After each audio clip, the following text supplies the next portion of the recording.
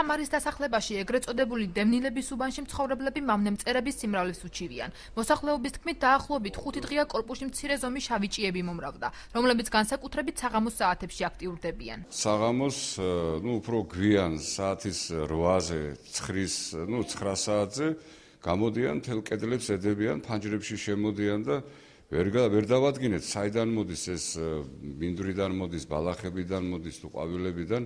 ადრე არ იყო, ცუდი სუნი აქვს, ძალიან ცუდი სუნი და ვერ ვგებულობთ რისგანაა ეს, საიდან მოდის და რა მავნებლობა მოაქვს, შეიძლება რაღაცა ვირუსი ან რაღაცა არ. დღეისათვის მწერების რაოდენობა იმდენად დიდია, რომ რამოდენიმე ოჯახმა უკვე ბინებში, ფანჯრებსა და აივანზე შენიშნა. ადგილობრივები შიშობენ, რომ მწერები ჯანმრთელობისათვის საზიანოა, ისინი შესაბამის სამსახურებს რეაგირებისაკენ მოუწოდებენ. 4 დღე არის, რომ გვაწუხებს, რომ შევამჩნიეთ და დავრეკეთ, ერთი სამჯერ დავრეკეთ, ყურადღება არ მოგვაქციან და მავნია, ახლა კარგი რო იყოს, ხო, წერია რაც არ უნდა იყოს.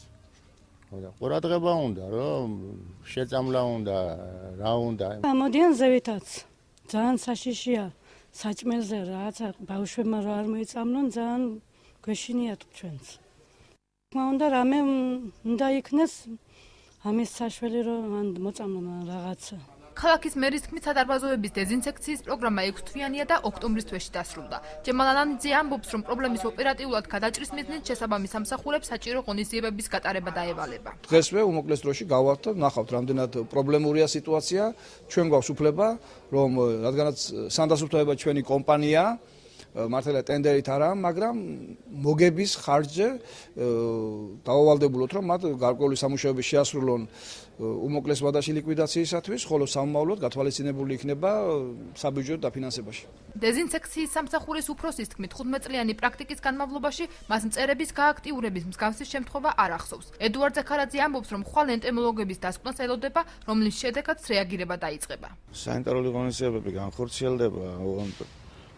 განხორციელდება იმ დასკვნის შემდეგ, რა დასკვნასაც მომცემენ ენტომოლოგები.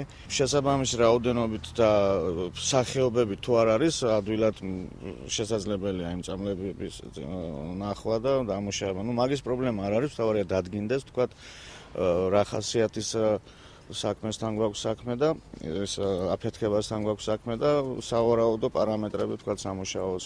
თამარის დასახლებაში აცხადებენ, რომ მერიას დახმარებას 4 დღის განმავლობაში თხოვდნენ. თუმცა ქალაქის მუნიციპალიტეტი დევნილთა დასახლებაში შექმნილი მდგომარეობით მხოლოდ ჩვენი ჩარევის შემდეგ დაინტერესდა.